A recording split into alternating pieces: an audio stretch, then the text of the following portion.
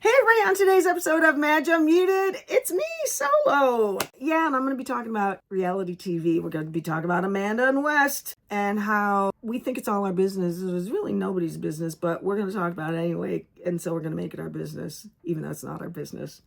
But we're going to learn lessons from relationships by watching others fail tremendously on today's episode of Madge Unmuted. And welcome to another episode of Madge Unmuted. I am your hostess, Madge Madigan. Welcome. We're doing a little something different today. I'm trying a solo episode. And I don't even have Fitz or Chris.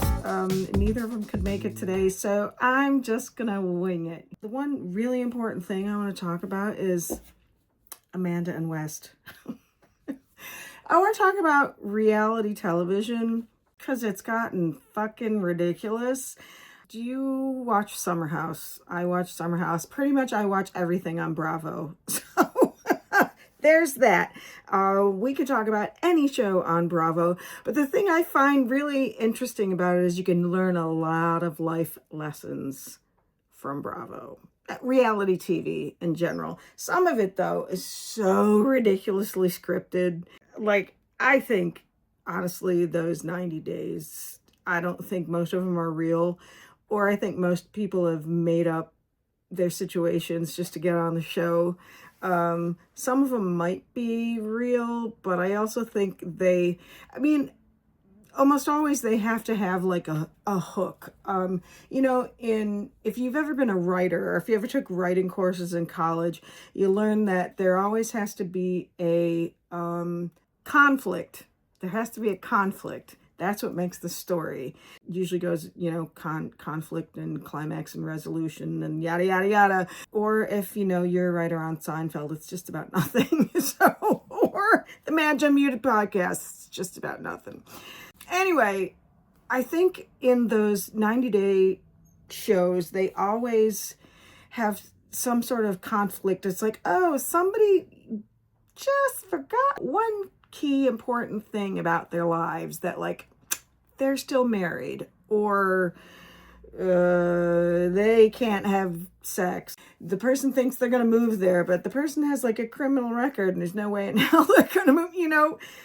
There's some manufactured drama, I think, in those. So anyway, but a lot of them, there's life lessons to be learned, the way people handle things. So the big news in reality TV land recently was Amanda and West. There's all these people that live in a house in the summer in the Hamptons.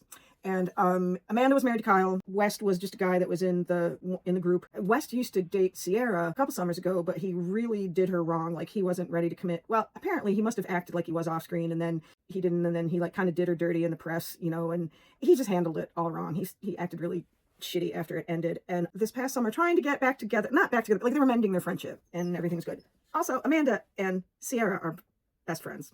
Well, what comes out, Kyle and Amanda just separated, I think in November. Then people were speculating they were seeing Amanda and West all over town in New York City, where they live. They finally came clean that they put out this statement that was like, we're exploring this connection we've recently discovered, and we don't, we're not sure what to do, blah, blah, blah. Meanwhile, Amanda was separated, getting a divorce, moved out from her husband. Sarah and West, I don't know if they were dating. All kinds of different things are coming out now if they were dating. Anyway, so everybody's getting on Amanda's ass because she did her, she did her friend she did her friend Sarah dirty. Because they might have been, they'd been seen together and yada yada. It was a sensitive subject. So everybody's getting on her ass. Not too many. Everybody feels sorry for Sierra, which, yeah, that's kind of shitty. And everybody has just kind of ignored West because they already know that he's a piece of shit. Well, he's just obviously a fuckboy. He's never going to settle down. Then there's all these things coming out that, has been dating this one, that one. Anyway, all of this to go back and say everybody has opinions now. Everybody's the most recent episode, or the most recent season of Summer House is airing right now, and everybody's trying to look for clues in the show. I honestly don't care. I mistakenly made a comment on some social media posting, and I said, oh no, I actually posted my own. I forgot. I actually posted my own TikTok that said You know whose business it is about Weston Sierra or Weston Amanda? Nunya. And people were like, well, yeah, it is because they're on a reality TV show. Well, yeah, we can pay attention, but it's also not our duty to be judge, jury, and executioner on shit we don't really know the whole story. We just know, and like let them figure it out. What the hell are we gonna do about it anyway? As viewers, it's like not that it fucking matters what any fan, viewer, whatever you want to call it, doesn't make any fucking difference what we do or how we feel, because it's not going to change anything. Do you know what I mean?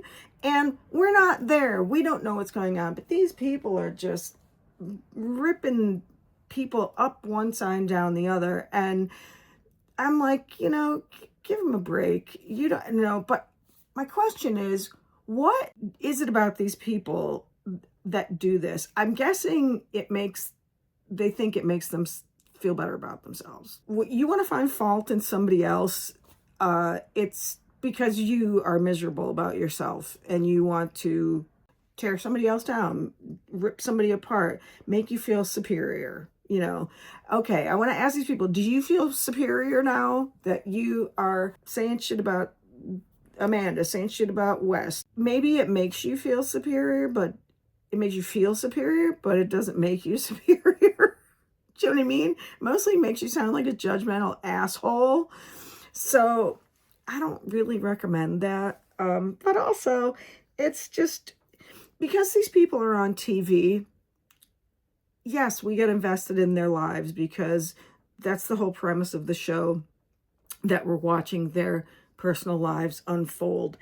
But it doesn't give you a right to completely dissect their being and be cruel and lambaste them and say really awful things, and I don't know, just make their life miserable. It's not like a free ticket for you as a viewer to go and do that. I just think that's shitty. Like, I do this podcast and I've always wanted to, of course, get I don't know, get famous. I hate that word, but yeah, I'd love this podcast to gain a lot of popularity and have a lot of viewers and have people interested in my life and following what I do, because that's most of what I talk about on here.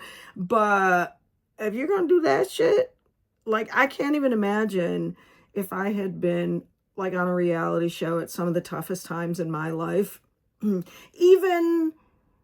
Even now, you look at somebody that's just being innocently filmed. No, not maybe innocent, like you get these people that they're drunk and they end up, causing a scene and being an asshole and getting kicked out. And then somebody puts that up on the internet. Say if the person does something really heinous, it doesn't excuse it, but at the same time, I don't know, should you like take down their entire life because they became an asshole with a fast food worker or something? Do you know what I mean? That didn't happen before. We could make mistakes and no one was the wiser other than the people involved in it. Now, God forbid you do something and it can end up everywhere. I mean, there are cameras everywhere. You do something and it can end up all over. So, that's what all of us always joke in my age range. Yeah, I'm 60. Jesus Christ, what would have happened if we had cameras everywhere? But anyway, going back to this Amanda and Wes thing, a lot of people would say stuff like, so let me back up to the Amanda and Kyle, Amanda's husband. They were getting separated and they were going through a tough time. He decided he wanted to be a DJ. Now, granted, they've been together, I don't know, I guess like 10 years. And Kyle started a business, this Loverboy alcoholic beverage. And then he wanted to become a DJ. And, as one does, I guess, when you're 40. And Amanda now is finally he's like 42, 3, something like that. And she's now 34. And they're all like, you knew what you were getting into when you married him. You know, you married the guy. And I used to say that. My own marriage, I had, my ex-husband changed in the 10 years throughout. But as one does, everybody changes, you know? Like, I can't believe back in the day, you know, like my parents were together for 60 years. Even they changed. You go throughout life and you learn things and you mature and you change, or you go through things that you go through experiences that change you. But society in general didn't change much. There wasn't constant technology change. People led much simpler lives. Now we're bombarded by so much shit constantly that you can change. You know, your interests, your views, your everything can change. But also this guy, they've been on a reality TV show that completely changes your life. Anyway, they kept saying, well, you knew what you were getting into. No. How did she know where he was going to be in 10 years? She didn't know he's going to become a DJ. You know, they're like, well, you should have known. No, she didn't. Give me a fucking break. And also, I don't know why. And the guy is really, he speaks to her really shittily. I know that's not a word, but he's really shitty to her. You know, he called her a dumbass bitch and he said, fuck you. And that is just not appropriate in my book. You never, ever call names to your spouse. You never call names. You never say shut up. You never say fuck you. You know, none of this stuff. You just don't do that. And I never did that. And John and I don't do that. My, you know, guy I've been with for over 10 years. So anyway, she didn't know that, you know, she's changing and maturing along her life from 24 to 34. At 43, she thought, oh, you know, he might be doing it with her, but he didn't. He stayed like Mr. Party Guy. And, you know, he was doing a lot of, you know, drinking all the time, blackout drunk, doesn't come home. And like, that's kind of what happened in my marriage, that we met when we were, I don't think he was like 23, I was 25. And then a year, so we got married. And then as time went on, and then a couple of years later, we started having kids. It was time to settle down. I mean, it just naturally, do you know what I mean? Your priorities change, your responsibilities change. Well, he had a tough time with that. So he was still, you know, getting blackout drunk. And I guess, you know, must have freaked him out, because then he eventually started having an affair with a woman at work. It's like, and I told myself, like, you picked him. I blamed myself. You picked him, you know, your fault. But I didn't pick him to go have an affair with somebody at work. I trusted him. He had always talked like, you know, fidelity was a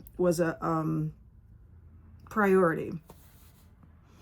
But anyway, and then, you know, also neither of us knew that he had an alcohol problem back then. We were just like right out of college, woo, drinking, partying, you know, and he couldn't curb that. It just kept going. So you don't know that's coming. So that's so fucking unfair. And I finally forgave myself, because a lot of people did say that to me. And, you know, I got the Catholic guilt thing working. A lot of times I'm doing the, you know, it's my fault. I do take responsibility for things I may have done that have lent to it. Like, you know, I didn't make certain boundaries. I didn't walk out at a certain point. I, you know, didn't do this. But also, you know, I was afraid. He was a very big guy with a very mean temper. He was a hockey player. He was a Division I college defenseman. He was a goon.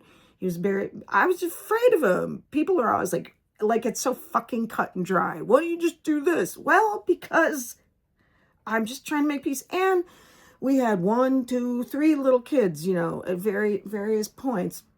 And it was just 1, now 2, now 3, you know, and you're like, okay, I just got to keep this going. I just got to keep You know, I'm a stay-at-home mom. He's my only income. You know, you just gotta, you're in survival mode.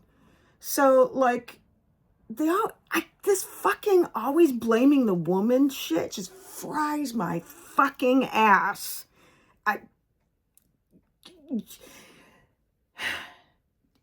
I'm like, I'm steaming right now. I gotta calm down. Because people were like, you know, to her, why didn't you just leave? Why didn't you just leave? Well, you think maybe I should try. I made a commitment. Maybe we should both try. Maybe we should go. Maybe counseling. Maybe it's gonna work. Maybe. Let's try. When you make a commitment, you don't. Most people don't bail at the first sign of trouble. Yeah, you get to a point where you see, yeah, I gotta go. And I got to that point. And everybody's doing that with her. And I'm just so fucking sick of blaming the woman all the fucking time. And people are doing that, like with her now. Like, you know, yeah, it was kind of shitty that it was a touchy subject with her best friends. Now she's, you know, messing with this guy. But also, when you've been in a relationship like she had been with this guy Kyle that seemed to be kind of abusive, there was a lot of verbal abuse. He was always telling her that, you know, she was useless and she didn't do enough for him.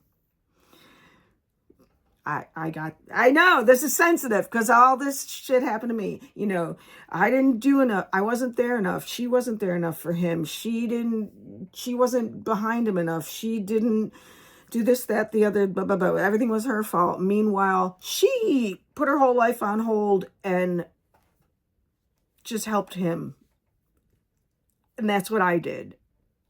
My whole life was my ex-husband and our kids. I just did everything. And it was constantly, I still wasn't, you know, I was still lazy. I still didn't give him enough sex. I didn't clean the house enough. I didn't cook good enough food. I didn't, you know, didn't give enough sex. I didn't give him enough sex. You know, it's like, I just had a baby and now I have 3 babies. Oh, that's another plot. That's a plot line in another show, The Valley, where this one woman just had a baby and the guy is just like, the kid's 3 months old and he's just like, oh, she never wants sex. She never wants sex. Fucking suck it up, dude.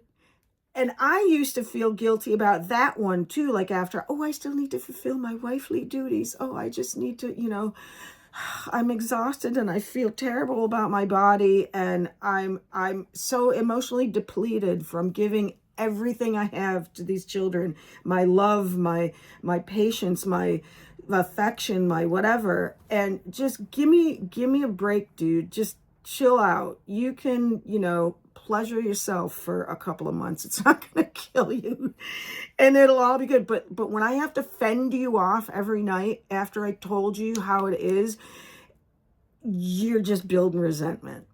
So it's just a temporary thing. So anyway, that was the thing in my marriage too. And you know, this guy Kyle was always like, you don't give me enough affection. Don't give me enough affection. So anyway, when you've been through that with somebody, a lot of times, I don't know, it happened to me. I could see it happen to her. You are so starved for positive reinforcement and for affection. Just like affection as in attention, as in, oh, wow, you're beautiful. Oh, you're so funny.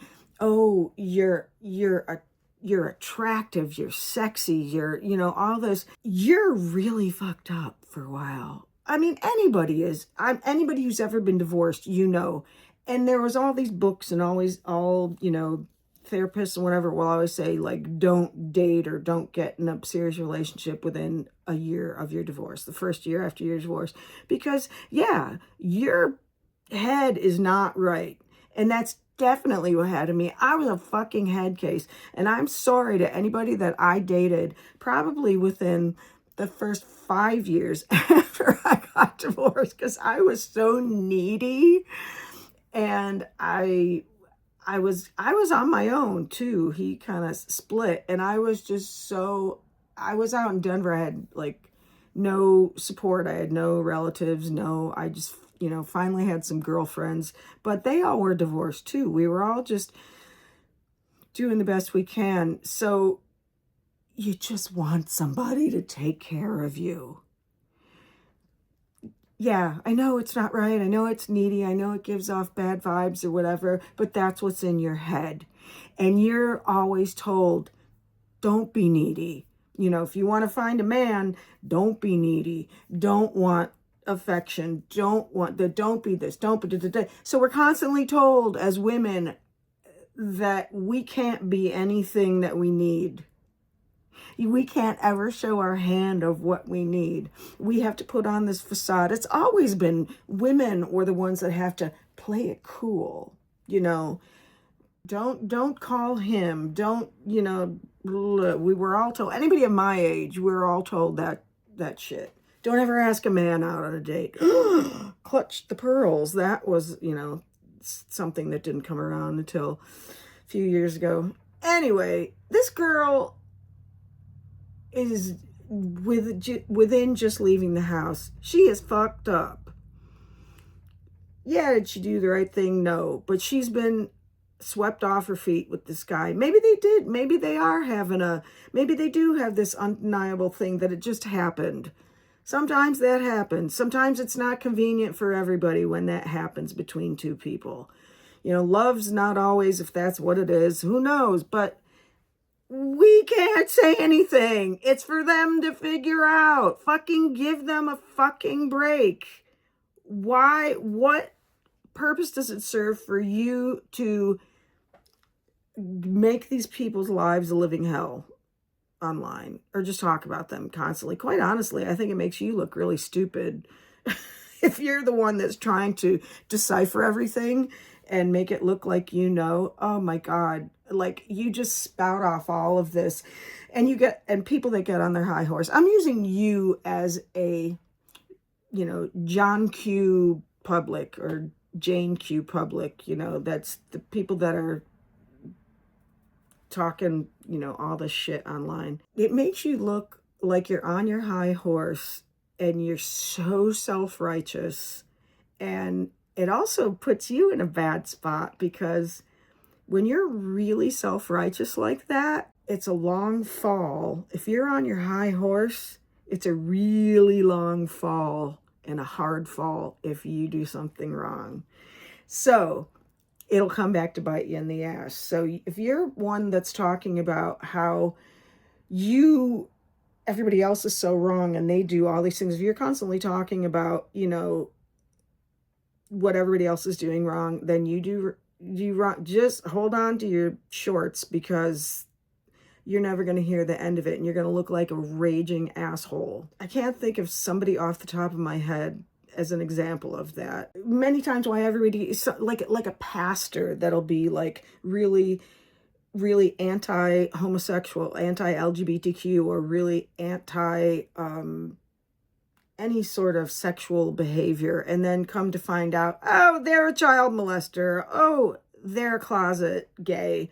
Well, that's why they get so much shit, but also to begin with, that was their whole MO, to deflect attention away from them because they were self-loathing or trying to hide something. I mean, if they were, into underage, if they were into minors, that was all to cover up their wrongdoing. But if they were just gay, nobody cares. But the reason they didn't want to come out was because they were going to look bad or it didn't fit in with what they thought they were supposed to be. It's just self-loathing. So anyway, when you do that stuff, talking shit about everybody else, I hope you never do anything wrong, because people aren't going to give you the same grace. I mean, there's some people, I try not to do that. I try to give people, everybody makes mistakes, but also if you were a cruel asshole to other people that had done wrong before you, and mainly for the same thing, then fuck you. I